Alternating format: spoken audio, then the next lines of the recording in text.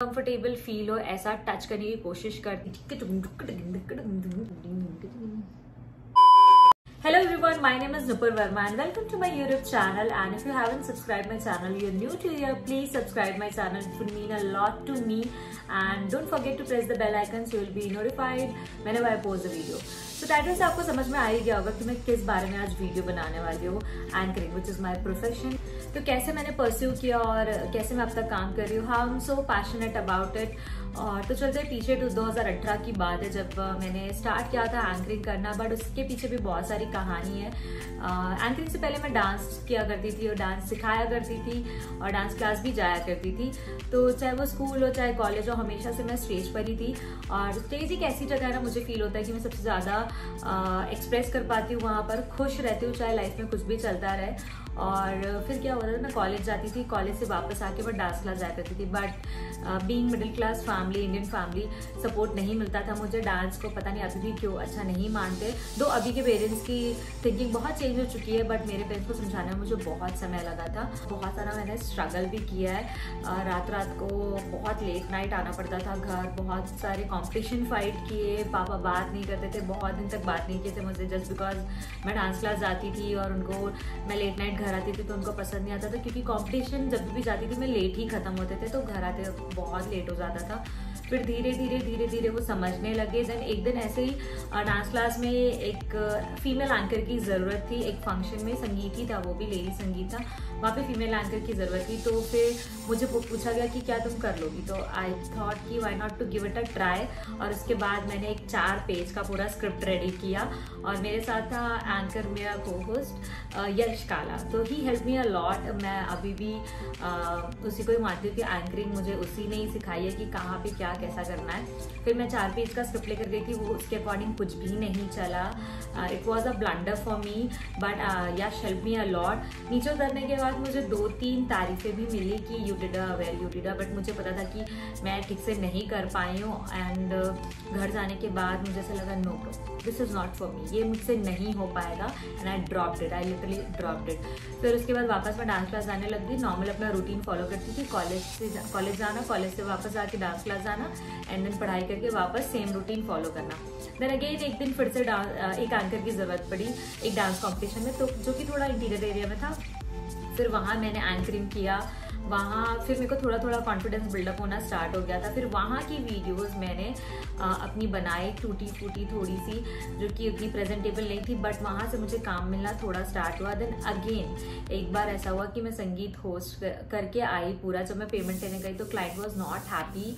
Then फिर again मेरा confidence थोड़ा डाउन हो गया था कि यार मैं ठीक से नहीं कर पाऊंगी, लग रहा है मुझे ये मेरे लिए है ही नहीं चीज़ें। उसके बाद फिर बट आई थॉट कि ट्राई करते और ट्राई करते फाइनली सब सेट हो गया। धीरे धीरे बहुत टाइम लगा। पहले अपने ब्लंडर मेकअप किया है मैंने, ब्लंडर ड्रेसअप किया है, बट वो फिर धीरे धीरे मुझे समझ आने लगा how I have to present myself, how I have to speak in front of everyone.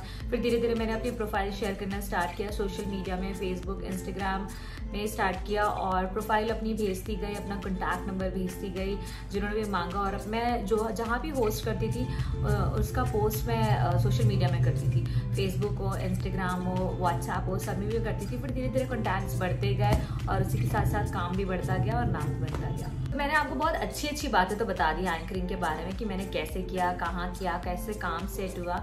But anchoring में घुसने के बाद भी क्या क्या होता है इवेंट इंडस्ट्री में, वो भी मैं आपको बताना चाहूँगी।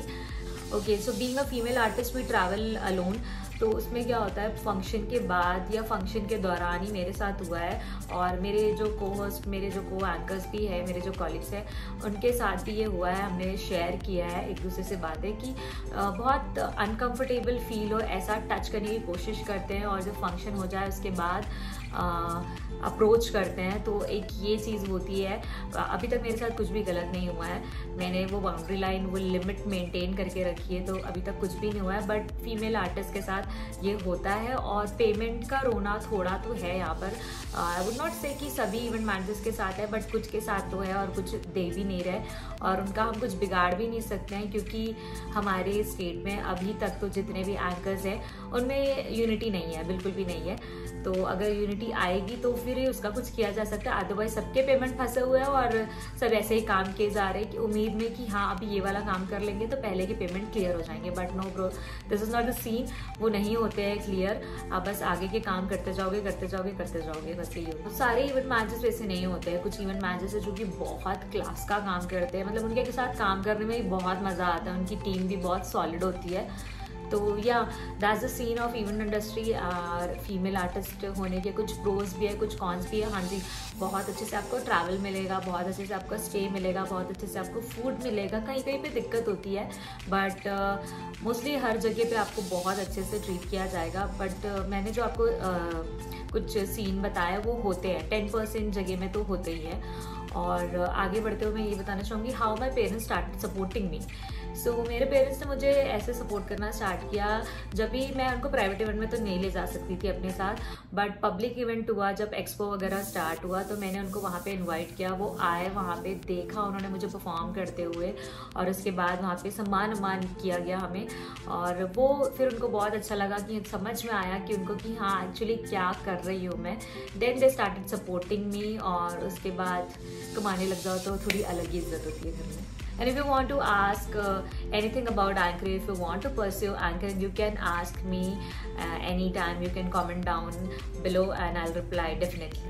So मैं ये वीडियो यहीं ख़त्म कर रही हूँ. That's it. This is all about my anchoring journey. It's been 6 years I'm hosting and now मैं अपना YouTube चैनल भी स्टार्ट कर चुकी हूँ. तो जैसे मुझे एंकरिंग में प्यार मिला है, मैं चाहूँगी मेरी जो YouTube की ऑडियंस है, जितने लोग अभी तक है और जितने लोग आगे और जुड़ने वाले हैं, मुझे उतना ही प्यार देंगे.